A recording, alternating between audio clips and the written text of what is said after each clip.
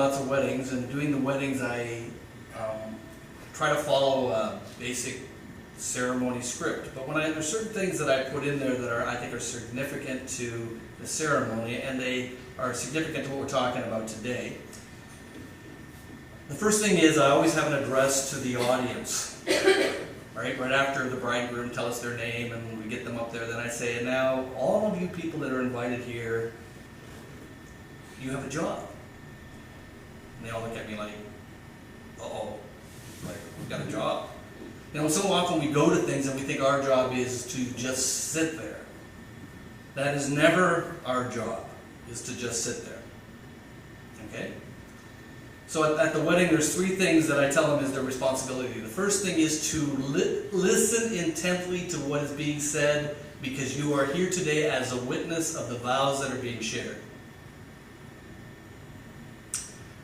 The second thing to do at the wedding is that you are now invited, immediately following the ceremony part, to celebrate with the bride and groom in the joyous occasion of their coming together as a couple, a husband and wife. And thirdly, your responsibility is that when the bride says to you 2 years from now, what was I thinking? To remind her of all the wonderful things she said that led her to that decision to get married. Or when the groom says, I don't know, it's not what I expected. It's your responsibility. You've been invited here as a witness to declare and to share with them, to remind them of all those things that they shared with us as being the reason why they decided to get married.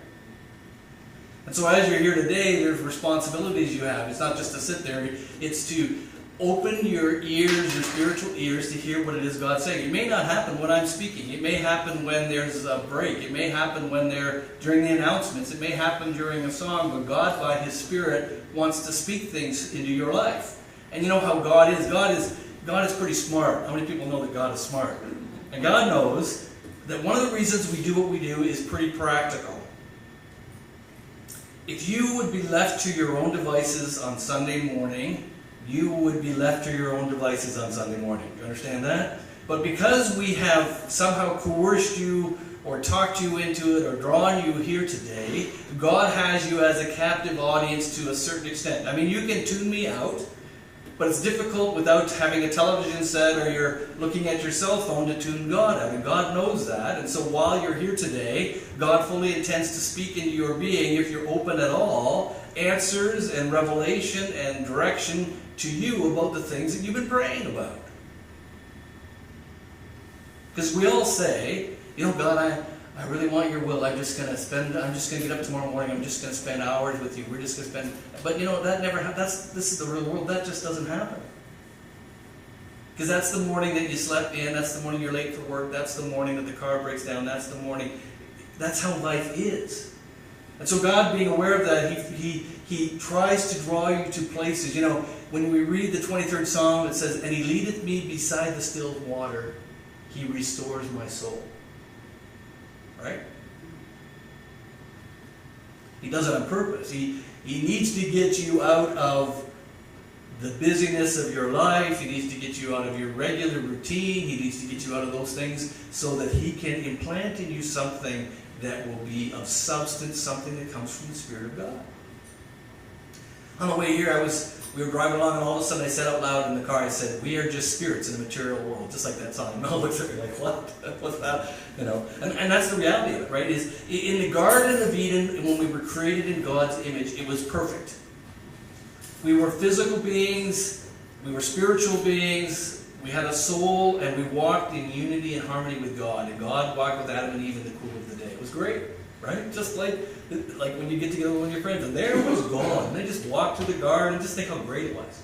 And they walked through the garden, and they talked about stuff. And you know, Adam would say, oh, I called that one there a donkey. And, oh, that's great, Adam, I like that. That's kind of cool. You know, because Adam was the one that named all the animals, right? It wasn't God.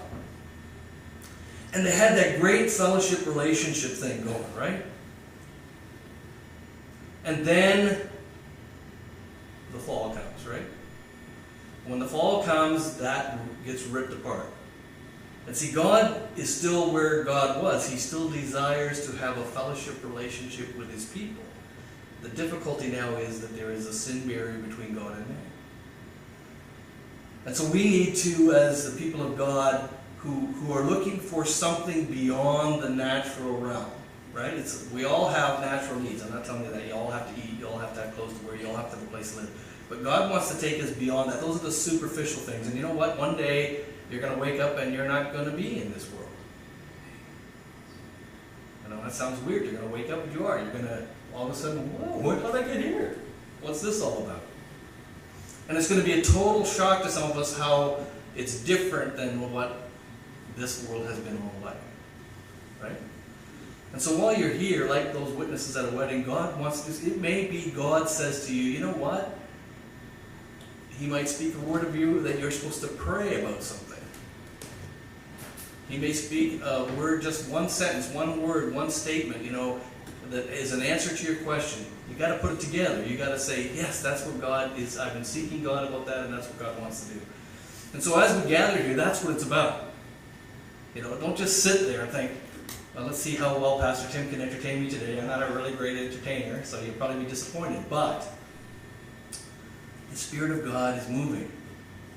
That's the great thing. And all that separates us from great people of faith, as in Hebrews 11, is a willingness to listen to His voice and respond to His leading. That's all that separates us.